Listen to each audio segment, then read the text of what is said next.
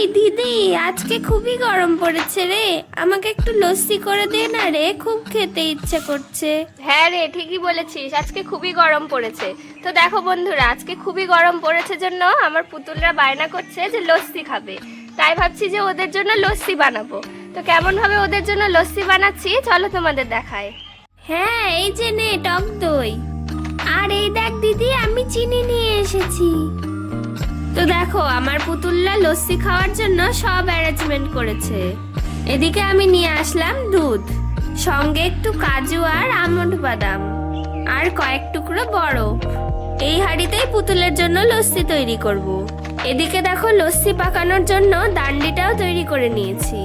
এবার একে একে সব জিনিস ঢেলে দিব। প্রথমেই দুধ ঢেলে দিচ্ছি, তারপরে কয়েক টুকরো বরফ দিয়ে দিব। এবার দিয়ে দিব চিনি। এবার মাটির সরায় রাখা টক দইগুলো দিয়ে দিব।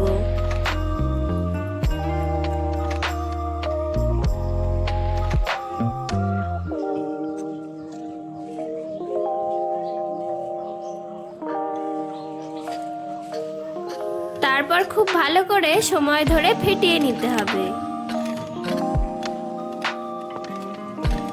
যে গরম পড়েছে তার মধ্যে ঠান্ডা ঠান্ডা লস্যি খেতে কারই না ভালো লাগে।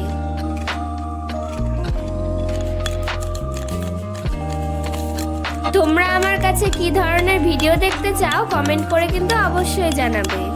আমি চেষ্টা করব সেই ধরনের ভিডিও করার। তো দেখো এদিকে আমাদের লস্যি রেডি হয়ে গেল। এবার একটা মাটির গ্লাসে এগুলোকে ঢেলে নিব।